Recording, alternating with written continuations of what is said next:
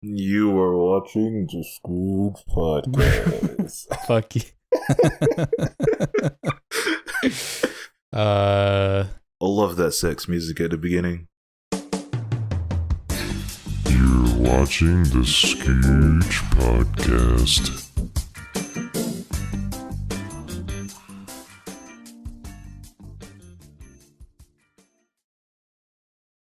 Welcome everybody to episode 26C. I was gonna make that joke. Oh god, I was gonna make that joke. Welcome to episode 27 of the Skrillz podcast. I'm here. Of course, I'm in every damn episode. And I have Scooter joining me today. Yo. This is technically like 28, 29. I'm technically not sure. Technically, if you count like bonus episodes we've done when we first start, we have like I think it's like 50 something videos on the YouTube channel. Jesus Christ, really that much? I think so. Wow. Because there's a few clips, there's some meme chats, there's some So where does the SpongeBob video correlate in all of this? So, oh man, is this even worth discussing on the goddamn podcast? No, sure. It's not. We'll do it. That was kind of the motivation to change the name to Skrillz Media, because I was like, what if we do things besides just the podcast and do like reviews, anime exposés or TV cartoon exposés, trailer reactions. So yeah, that was just kind of the... Dude, I have been asking for this on Skrillz for years. You haven't told me the idea. Oh my god. I had like a circulating like going over JoJo. You haven't told me the idea for media for that, bro. Oh my god. But yeah, anyway, welcome to episode 27. A milestone indeed. A milestone worth celebrating. Nope, yep, definitely. It feels like every time we get together and do something, it's always about like a shitty horror film. Oh, just you and I in particular? Or, yeah. Or just like you joining in on the cast? You and I in particular. Okay, what was the last one where it was just us as duos? Well, the last one, it was the Sponge on the Run one, but before that, I'm not sure. Before that one, I'm not sure. Yeah.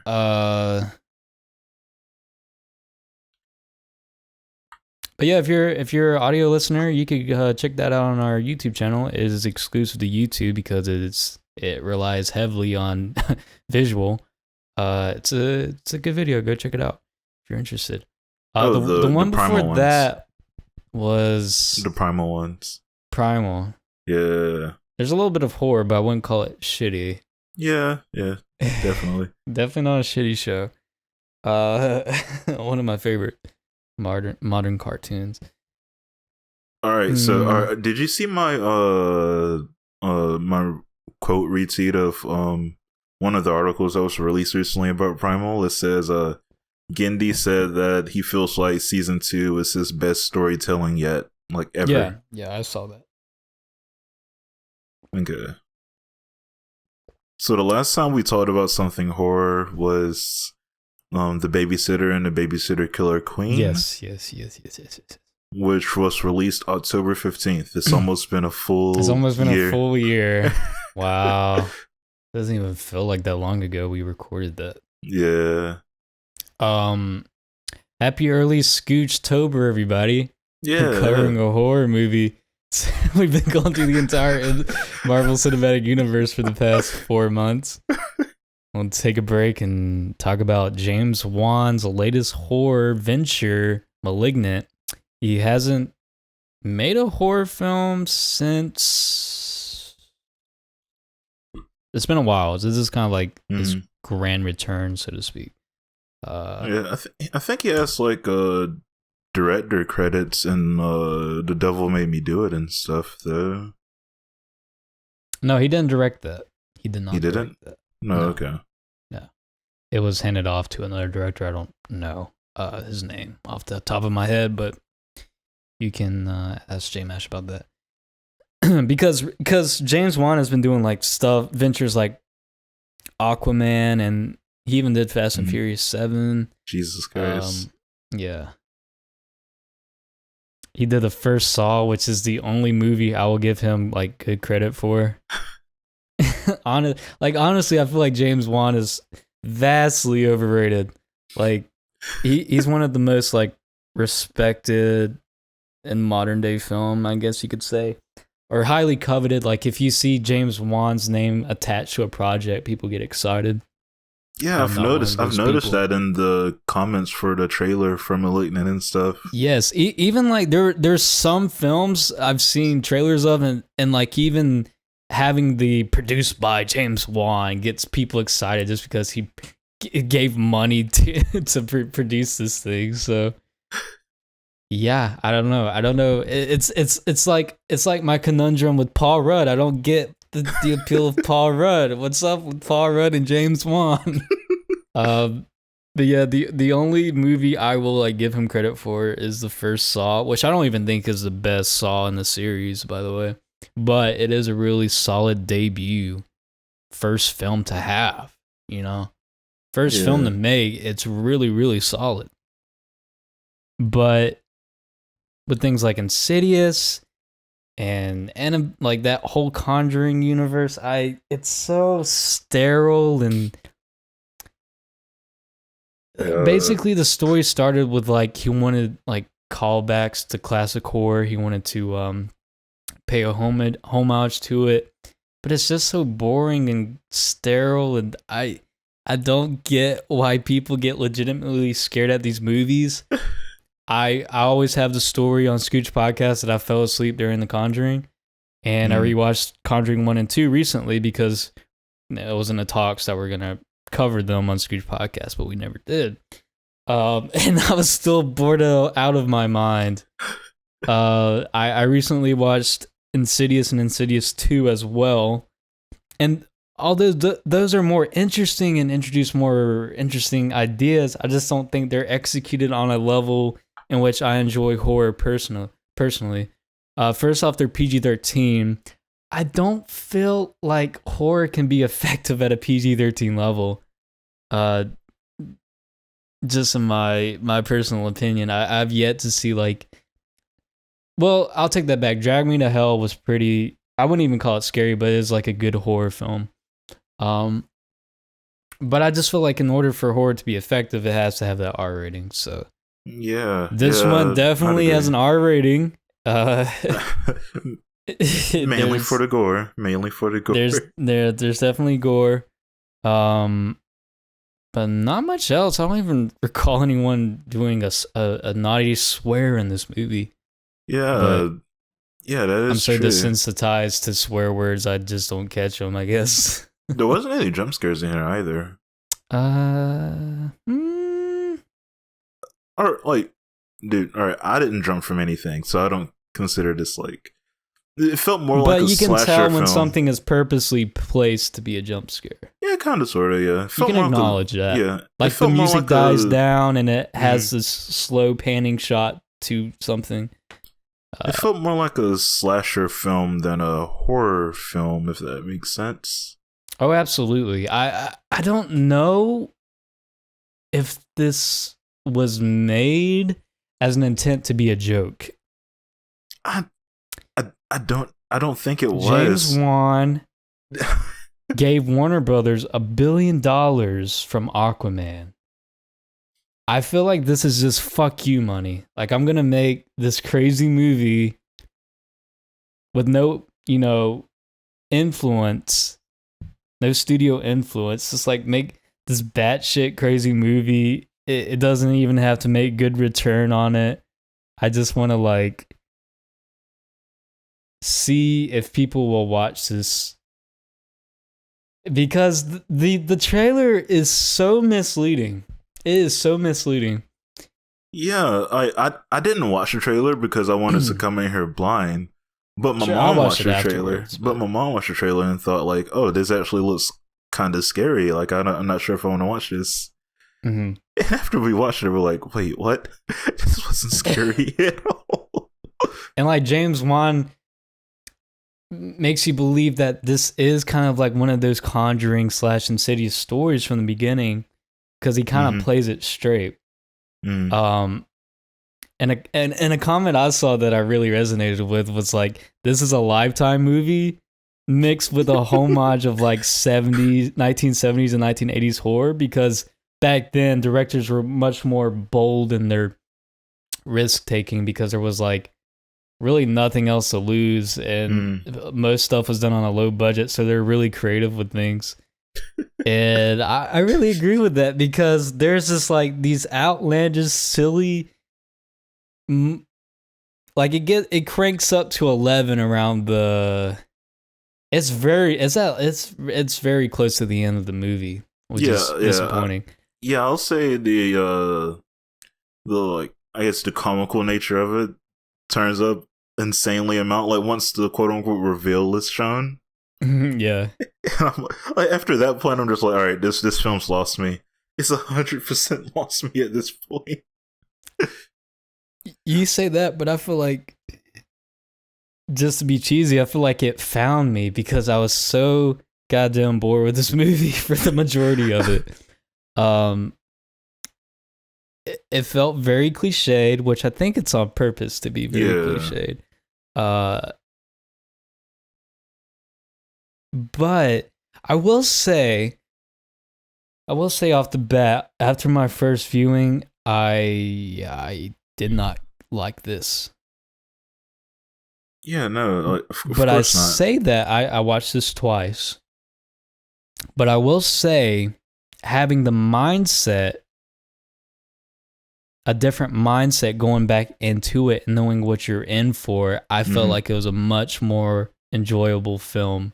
Yeah, even going back to what you were saying about the trailers, I do remember seeing like some like skippable advertising stuff about it on like YouTube and Twitch.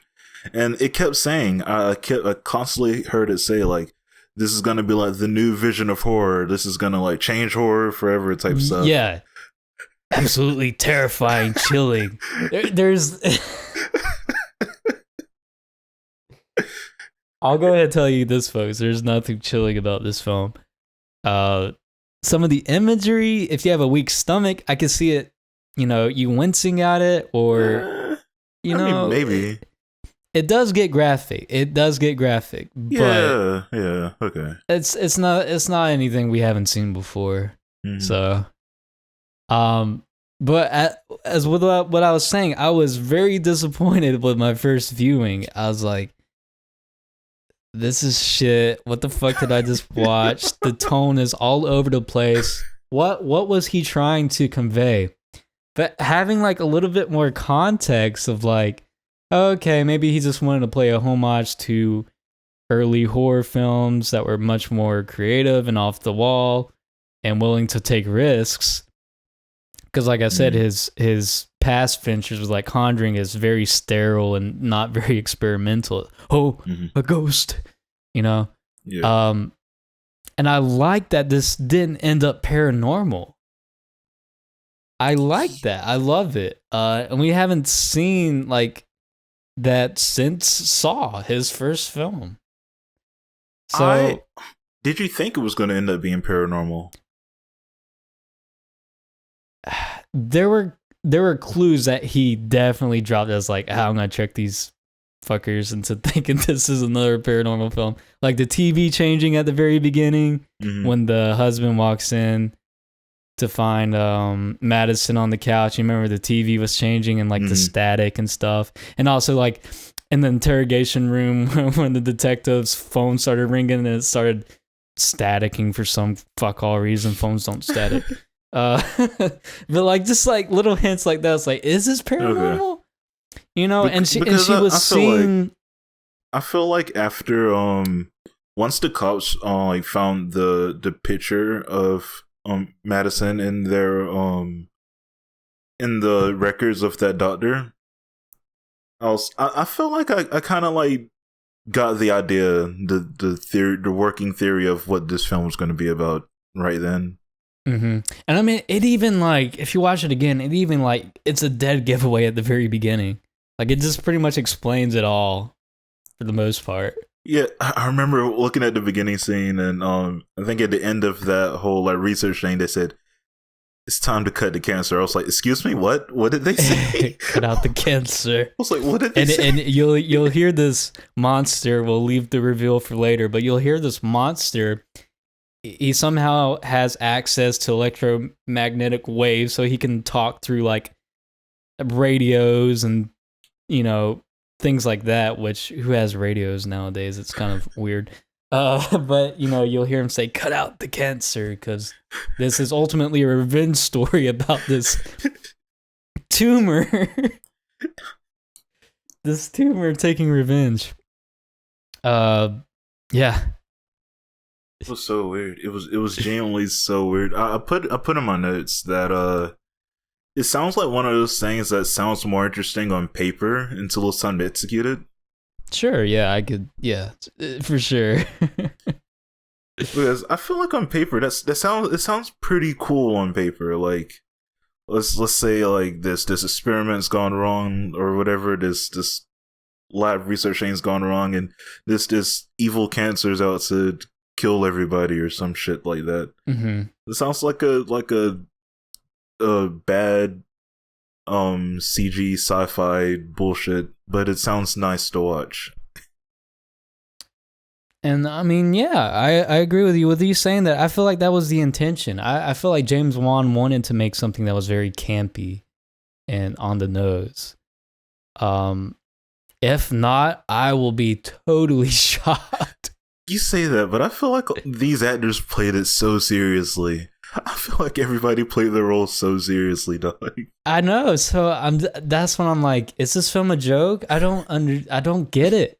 Like, I'm very torn on this film because parts of me love it. Like, not love, that's a strong word, but I really like aspects of it. Like, and the what was it? That scene where it's like the kinetic energy like following Gabriel when he's like chopping off the cop's arms, and it was really crazy and just off the wall, and parts of me loved that, but I felt like it took so long to get to that point with this melodrama in a way. Like I said, parts of it really do feel lifetimey, that parts of me wants to hate it too, because I just feel like objectively, overall, it is a bad film. Yeah, I also feel that. I'm not really sure what all I can personally say about this. I'm gonna try to come up with something nice to say. Okay. Sure. I thought some of the camera work was nice. Especially kind of early on, where I mean, James Wan's known for it's really good. Where Madison was kind of like quote unquote running away from the creature and stuff, and we saw this like over the door panes. Yeah. I thought that was really nice. Yeah, I like he's known for that stuff, and I get it, but like mixed with this campiness, I don't feel like they blend that well together. And that's why it felt tonally all over the place, because it was just like, are you trying to be serious with this, good editing and camera work, and then like this crazy idea and this campiness and this bad dialogue? And I don't know. I felt some of the actors. I don't know if it was due to the script. You could blame it always partly like a script. Because I'll just give an example right quick. Daisy Ridley, who plays in Star Wars as Rey, is terrible. But I've seen her in other things that she's really good in. So the script certainly plays a role in what goodness of an actor, for lack of a better word. What were you gonna say? I was just gonna ask the question. Okay, so I'm not sure if it's just because I only watched this one time. Sure. But the scenes with the mom and Gabriel. So did you think that was Madison at first? Oh, in the attic? Yeah. Yeah, I did. Okay, do you think that was purposely done like that? Because I was confused for a little bit. Oh yeah. Even when he caught her, like at like the actor stage place. Mm-hmm. So it's like I had to go back and realize that was the mom during those times. Right. Yeah. And even the reveal, like, and she was tied up in Emily's attic. Right. And I'm like, what? And he was staying there the whole time as well. Also, what is up with this house? Like, so from the exterior, it's like it's very thin, right? It's tall but thin. But then you look inside and it's like this huge living room and like these huge bedrooms, and it just doesn't make sense really. And these tall ceilings, it's so crazy. It like the interior just does not match how I would imagine it looking from the exterior.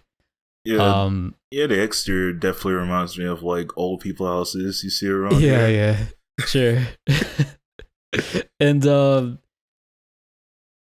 also it threw me off because like from the poster, like I went into it blind. From the poster and stuff, it looks like okay, maybe there's like some spooks to be had. Like there can be some genuinely, serious and gritty horror to be found in this movie. But the opening shot is this like hospital on a cliff, like all like evil looking, Yeah, it was a very gothic looking castle. Yeah.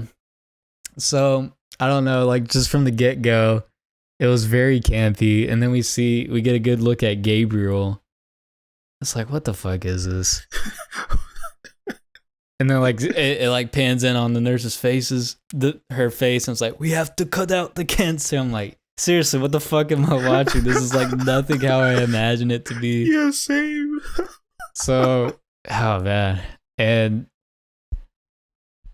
I definitely have I have some positives of the film. Like it did mislead me. I had no idea where this film was going, and it did actually surprise me of like what it actually was, even though it was very telling from the beginning. Once the movie started going, I totally forgot about the opening scene. So, I was like, where is this going? Because it's throwing all this stuff at you, and I couldn't forget about it. It's so crazy. I couldn't forget about it. And like I said earlier, once they showed the picture of her in the doctor's journal thing, I was like, okay, so my theory now is that this monster thing is some cancer that was part of her, and maybe that's how they're connected, sort of, maybe. Mm-hmm. And that was my working theory, but it it was crazier than I thought it was, because it was a cancer that was cut off, so I got that part right, but right, but it was a conjoined twin. Yeah, but it was using her body. yeah, and there were like moments, like I like to look for aha moments in film, like plot holes, like you fucked that up. And I was thinking of some while going through the film, because from the get-go, I'm like, all right, this is probably going to be a pretty shitty ride. So I was like, all right, let me write down all these fuck-ups because I'm going to tear into this movie. But going back to it, I'm like, all this stuff makes sense. And it's in a very nice, self-contained story that I can't really complain about. So I can't come in here today like just ripping into this movie. That's why I'm like completely torn, because there are aspects I'm just like, I just totally dislike about this film. But there are some, like, it is memorable. Like, I'm going to remember this film from this year that I watched. It's pretty crazy. I will remember this in James Wan's catalog, so much more than his other films. The one part that I can say feels like a little bit of a mess up was at the beginning, where Gabriel killed the boyfriend/husband person. Yeah, because Gabriel also not Maddie out, right? So that I thought that was a bit of a hiccup, but that could like just all be explained that was in her head. What part in particular? Like Didn't it knock Gabriel. Maddie? Yeah, didn't he knock Maddie out, right? At that Yeah, beginning part. that awakened Gabriel. No. Before that, like after that, once Gabriel was already awakened, like when after he killed the boyfriend. I was asking, didn't he also knock his sister out? I thought that like he like knocked her out or something at that beginning part as well, because they found her unconscious on the floor as well. Oh yeah. So I was like, that's one hiccup maybe. There you go. There's one little aha maybe. Yeah. But yeah, like I said, that could just be explained that it was all in her head type stuff maybe, but So I think we could both agree like the best scene is when Maddie is in the jail cell. It just starts staring into the back of her head. Gabriel pops out and then like, he twists her limbs, which how do those go back to normal without any medical attention? I don't know. Yeah. There is stuff like that. Like for instance, why can Gabriel talk through radios and cell phones and stuff like that? I think it's just purposely so wacky. You just have to go along with it. Yeah, because if you ask about that, you'd have to ask why is he more strong? Yep, that's right. definitely a word. I mean, there's just so much you could ask, but it's like, dude, there is a living conjoined twin tumor that awakens and twists her corpse to kill people. But that is also like super hilarious. Like the fight scenes, you just see Madison like knocked out on the back of her face, just unconscious. Also,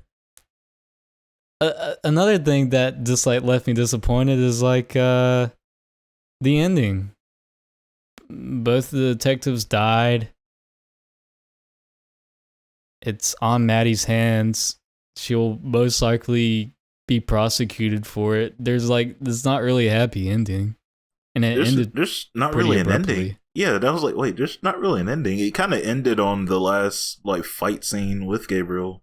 Yeah, I mean it was her like closing him in a jail cell in her mind. Like, I'll be ready for you when you come back. And I was like, well, there's all these dead cops in here. Who's gonna take the blame for that one? You can't just blame it on something that was inside your head. Yeah. So it's like, well, she's in imprisonment for the rest of her life. Yeah. And I so I will say the ending is definitely bad. Honestly speaking, I hate the horror cliche about like at the end of every horror film, there has to be like a little bit of tease that he's gonna be back for part 2. Trust me, guys. Oh yeah, for sure. They always gotta fish for those sequels because every horror franchise has like 12 parts in it. But yeah, I will say, I don't want any happy endings in horror films, but nothing wrapped up really at the end. Like, it wasn't a satisfying conclusion. Yeah. Nobody important died either. Nobody important died either, honestly speaking. Yeah. I meant the Asian detective, I forget his name, with the love interest with the sister. I don't think it was that important to the overall story though. Like, yes, he had that one, like, it was up to him for like all the other police department people to trust him on that part. But besides that, I don't think it was really that important. Yeah, like, he had that one scene where he was chasing Gabriel around, which was funny. Yeah. That was really kind of elaborate too. I quite like that scene.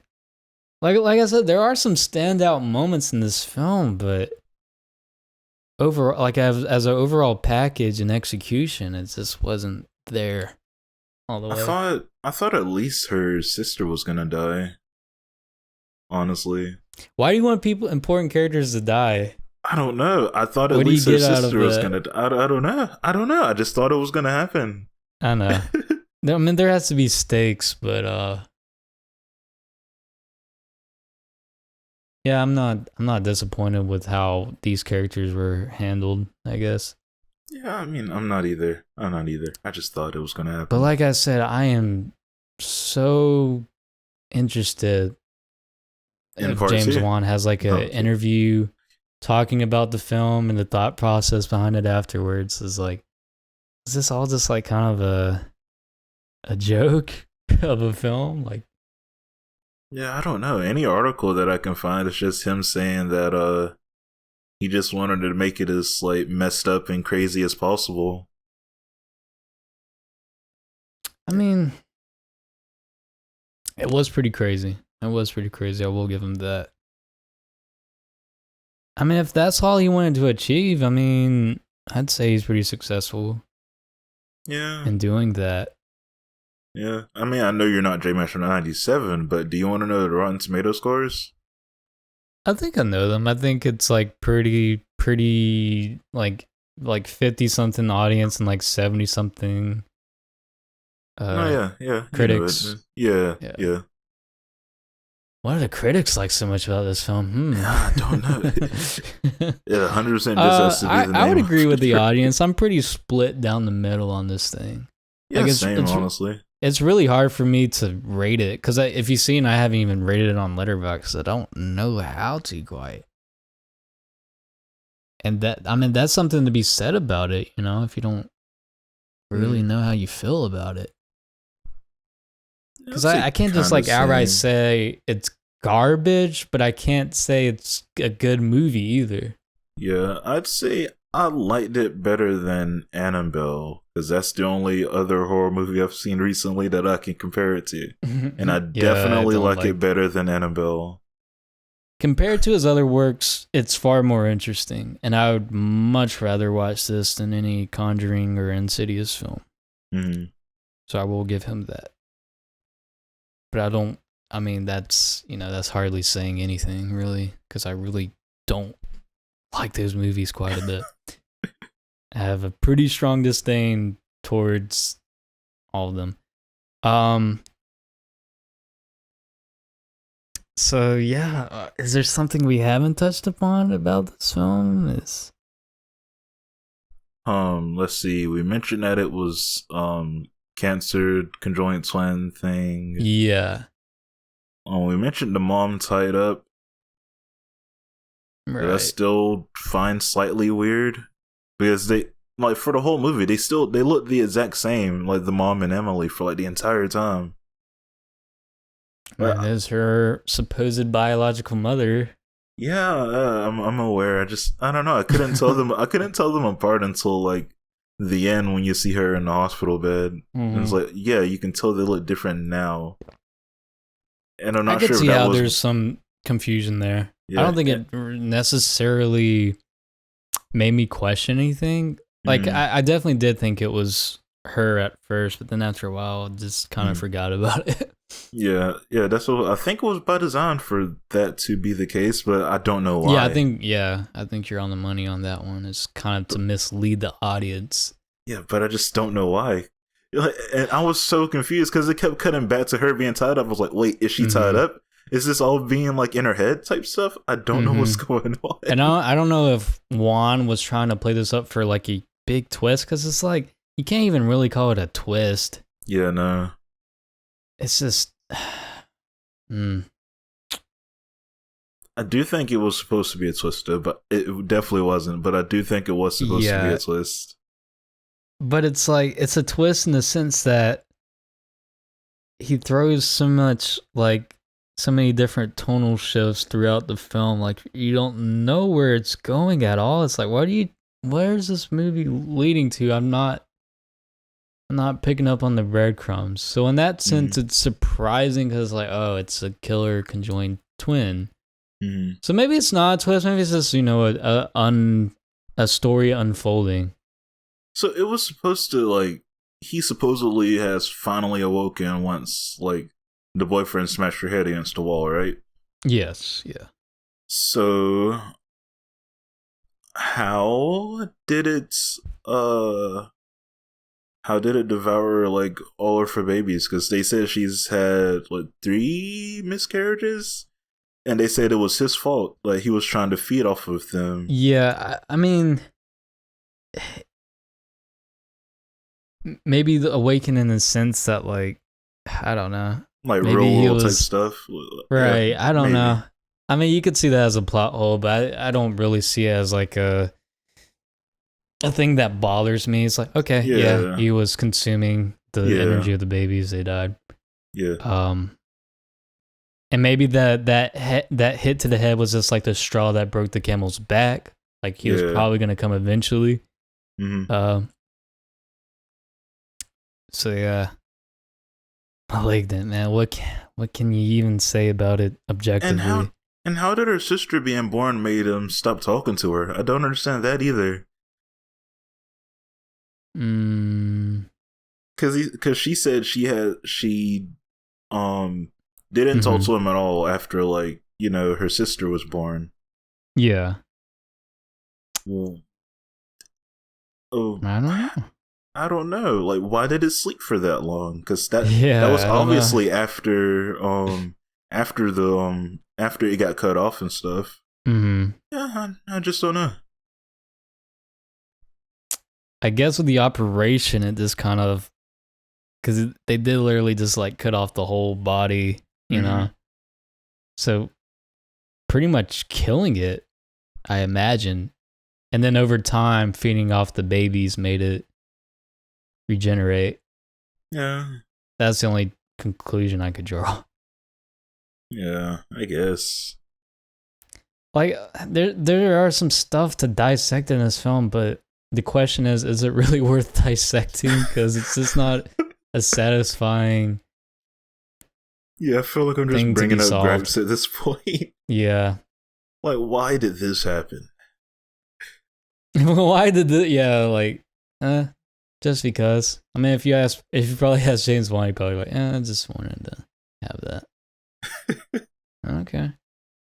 But yeah, you and I agreed. Some good camera work, some interesting shots, some interesting ideas. But would you recommend it? That's the big question. Would you recommend this to people who have an HBO Max subscription? Ooh, giving me a little scooter soup ending right here. Okay. Yes. When it comes to if I would recommend this show to somebody or not. Movie, but okay. Yeah, I don't think I would. Well, alright. It depends. Like, if I know somebody is a fan of like B, C horror movies type stuff, I could see myself recommending this to them because I feel like this would be a good movie for them to watch. It's a good movie to laugh at. Yeah. There are some boring parts, I will say, so you do have to bear some of that going into this. But I think it's worth it. I think I'd recommend this. Yeah, I think most of the boring parts come from kind of like the middle of the film. Oh yeah, it definitely drags in the middle. And it's only an hour and 50 minutes, so it's not that long of a film at all. I mean, compared to the status quo of like 80 to 90, I honestly feel like some stuff could be cut out because this is just kind of just a really campy movie, not really, like I said, not really worth dissecting or putting much thought into. So it probably could have benefited from a 40-minute cut, 30-minute cut out. Yeah, I agree with that. But I didn't have any, with that being said, I didn't have any problems with pacing or anything. Like I said, it started to dip a little in the middle, like you said. It could have gave us more action scenes. Oh yeah, for sure. That is definitely the highlight of this. Is just when everything gets batshit crazy. Yeah, I'd recommend it. I'd recommend this film. I think I would. You know what? No, I'm gonna go on a definitive standpoint. Yes, watch this film. And you know what? I'll recommend it because even if you're not the type of person that likes these type of stuff, I feel like it'll throw you a curveball. Yeah, it'll confuse you. Yeah. So this gets the Scooge stamp of approval. As most stuff do. Well, not all stuff, but most stuff. I wouldn't give Ant-Man a Scooge stamp of approval. or Coco, or yeah, there's a lot of films actually. Yeah, I don't remember disliking Ant-Man the first time I saw it. I was not vibing with it at all. I thought it was maybe like, I guess like when I first saw it, I thought it was maybe the first kind of like kind of by the books Marvel film. Okay, this is the part of the show where we ask, what the fuck does Scooter mean when he says Oh god. what does Scooter, this is the segment of the show, what the fuck does Scooter mean? You know, alright, you know what you expect from Marvel when you see Marvel stuff, right? You expect some action. I don't at this point. You expect a lot of jokes. I mean, during that point, you expect a lot of jokes coming in at you at that point. And stuff, and I don't know, I just thought that kind of exemplified what you would have expected from a Marvel film at that point. A decent, not decentish villain who has okay that's goals. Always a given. That's always a given. There's a bad villain with like the most cliched motivation. A hero that, you know, has a lot of quips. Yes, that's true. I mean, in that sense, sure. Yeah, this was definitely like a very... Marvel has an established formula, and it used it to like... It just used it without going out of the lines, I guess. Yeah, I can see what you mean, though. You heard it here first. Malignant is the first by-the-books Marvel film. Yeah, it is. And I'd much rather watch it than Ant-Man. Let it be known. I'm not looking forward to Ant-Man and the Wasp, I gotta say. Oh, dude. I didn't even like that film when I watched it. Oh, shit. Damn it. I liked Ant-Man. I didn't like Ant-Man and the Wasp. Oh, no. Have you seen Doctor Strange? I have not seen Doctor Strange. I've heard nothing but great things, but that's like... It's the same thing with Ant-Man, because I heard great things about that, so my expectations so high, I feel like I'm just setting myself up for failure. I think the only things I'd be interested in at this point where you are is, I guess, Thor Ragnarok. I've never seen that, but I've heard a lot of decent stuff about that. Yeah. Oh my gosh. And after that, just Infinity War and Endgame, honestly speaking. Oh, you haven't seen Infinity War? No, I've seen Infinity War. Oh, okay. No, I was just saying those are the only ones that you should probably have hypes for. Oh yeah. Next. Yeah, I'm excited to watch Infinity War again because I did really like it when I first saw it.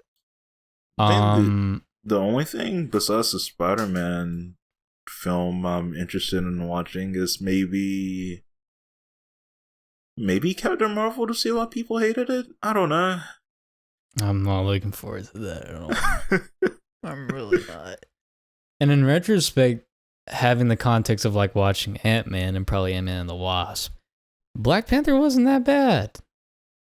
No, yeah. I haven't seen it in a while, but from my memory, I was like, because I didn't like it. Okay, I was flat out say I didn't like Black Panther, but in comparison to Ant-Man, I'm like, okay, maybe I'll enjoy it a little bit more having that context and appreciate some things some more. Looking back at Black Panther, I'll say that was like the first instance of having a decent villain in the Marvel universe with damn, I forgot his name. Killmonger, yes. Michael B. Jordan. Yeah. Yeah, that was the first instance of a decent villain who had a decent motive as well. It was, yeah, because yeah, I agree with you. Without going too much into detail, yeah, I agree. Not a great villain, but I'll say it was certainly a different motivation than what we get usually. And something you're like, okay, yeah, I can see how anybody could do that without being seen as a villain. Yeah, it could have been in the anti-hero role.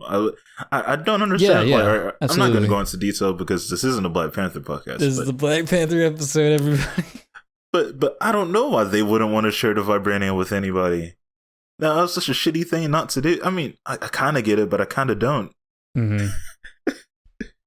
Because you don't want people to like abuse and like use the stuff. But it's like, if you're helping a brother out, like you can help a brother out, man. You know, why not? Yeah. And that reminds me, I remember when Black Panther first came out, J Mash, a friend of the show, you could say. A friend of the show. He wrote an Instagram review of it, quoting it as the first Marvel film, or just the first black superhero. I'm like, no, wait, J Mash. No, it's not. And I remember we went at it, man. I remember. There's so much stories I could tell you guys of like just stuff that almost ended relationships. See, I don't have these problems with J Mash or you, really. So much pettiness. That also reminds me, I have to bring this up to Joseph, see if he remembers. I will bring up the Instagram story again. But also another story is, I remember it was either junior high or high school, I can't remember, but we were both on the bus. And Joseph was like, hey, Noah, I think we could both agree Avengers is the best superhero film ever. I'm like, oh, I didn't really care for it. And he genuinely got upset with me. I was like, no, I could think of better superhero films because I'm always a fanboy for the original Sam Raimi trilogy. I love Batman, The Dark Knight. I was like, dude, these are obviously better. I like these way more. And that still stands. I don't really care for the first Avengers. Yep, and my crazy super ex-girlfriend, such a great superhero. I'm joking. And it got heated, man. I remember it got heated. I'm curious to see if he remembers, and it could be something we could look back and laugh at now. You know? Yeah, I mean, J-Mash probably still stands by everything he probably mentioned at that point. Oh, absolutely. But we're adults now. We can handle discourse. Yeah. But I remember that almost ruined a relationship as well. Almost split us apart. Yeah, you'll probably get a... Yeah, you'll get a... I Yeah. don't understand. You know, you're the only person I've ever been around that said they didn't want Spider-Man in the MCU. Like, Joseph, dude, don't you know like 10 people? I'm sure there's lots of people who are just like tired of seeing Spider-Man.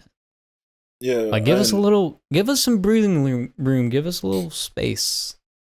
And honestly speaking, I feel like the games treat him a lot better at this point as well. Yeah. Did you we got a little off topic. Game. Did you? Huh? I said they're making a Wolverine game. Oh yeah, they are. Wasn't it Insomniac? Mm-hmm, yeah, the same. I think it's the same people that's doing the Spider-Man stuff. Yeah. Yeah. That'd be interesting for sure. I love Wolverine. Oh, did you want to give a numerical score for this? Do you think you could rate it? Yeah, I wrote down a numerical score. Okay. You still haven't wrote down the score, so it's just me. No, but I could probably give one right now. I mean, I'll just read this verbatim for what I said. Okay, sure. I have no idea what to think of this movie, but the average actually sold me on something that it just was not. Yes. They kept saying that this would be like, you know, the greatest new vision of horror that we ever seen. It just was not that. It had a good build up. The reveal made it kind of weird, but it was still enjoyable. I gave it a 5 out of 10. Okay. Going along with Scooter, this film was very misleading. The marketing was very misleading, and I do feel, yeah, it's just not right to lie about the film, like just purposely misleading your audience just to get butts in the seats and hyping it up. And I know these trailers do that, but it's just getting ridiculous now, especially after seeing what happened with this film. There are parts I like for sure. that I can appreciate. I love campy. I love old school horror. Yep. Parts of this felt like it was playing a homage to those earlier films. Mm-hmm. Parts of this film felt like a Lifetime movie. And if you know me personally, I don't like Lifetime movies. The script's pretty bad. The dialogue is pretty bad throughout this film. Characters are just kind of there. I wouldn't say that they're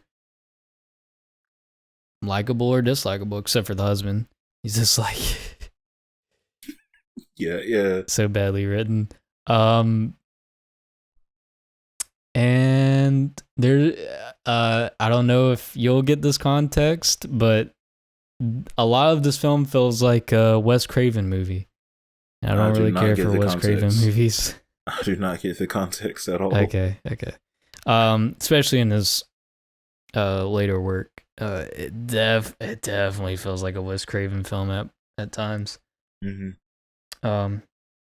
He made Scream, by the way. Oh, okay. So I've seen a bunch of his work then. If he's yeah. I'm with Scooter. I'm completely split on this movie. Parts of me like it, but I do see it as an overall bad film with interesting ideas. So yeah, right down the middle, 5 out of 10. And I'm gonna say one more thing. I'm so tired of films making homages to earlier horror films because like I'm trying to get into horror at this point, right? Yeah. So everything I see, every campy thing I see, whether it's like the Netflix live action of Death Note, whether it's The Babysitter, all the Fear Street stuff, everything just makes homages to like the older slasher films, and I'm like, I want to watch something new. I don't want stuff that keeps keeps referencing older stuff because I'm gonna just get those tropes over and over again, and I don't know. I just rather something new at this point. I understand, and there's definitely some really good picks for horror.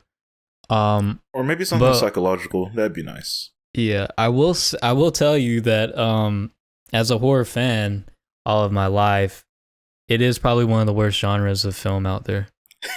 You won't find much good in the horror. I just really have a soft spot for it, so I'll even watch the shitty stuff. I've grown to have a soft spot for it because I hated it when I was a kid, like genuinely hated it when I was a kid. But you know, now like all the Chucky stuff, all the Scream stuff, like they're all really nice and campy and stuff. I don't know. I do have a soft spot for those type of movies. So yeah, 5 out of 10, but we'll also give it the Scooch stamp of approval. And I also wanted to say, I almost forgot, it's a little late, but rest in peace to Norm Macdonald. Yep. Scooter doesn't know who Norm Macdonald is. Nope. How do you not know who Norm Macdonald? Okay. It's fine. But anyway, regardless of if Scooter knows the context, rest in peace. I wouldn't say he's one of my favorite. Norm Macdonald. I've definitely seen her face before. Yeah, you probably heard his voice too. For sure, heard his voice. I wouldn't say he's one of my favorite comedians, but he's certainly. I growing older, I have grown appreciation of some of his work. Still not one of my favorite comedians, but I have seen him in a lot of movies as a kid, and I always found him, you know, funny.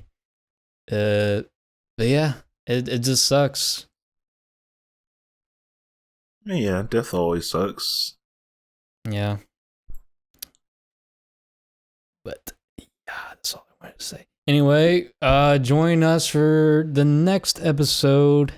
We'll be back with Jane Nash, everyone's favorite, the most lovable co-host. Yeah, yep. And we'll be covering Civil War and Doctor Strange. So make sure to watch those. If you already watched them, get ready for episode 28. That's right. And yeah. Well, man, this is weird. Joseph's not here. How do you end this? I mean, I was just about to say mash out, but I don't know. We can. We could we have to come up with something to say when he's not here. That is Yeah, true. exactly. Yeah.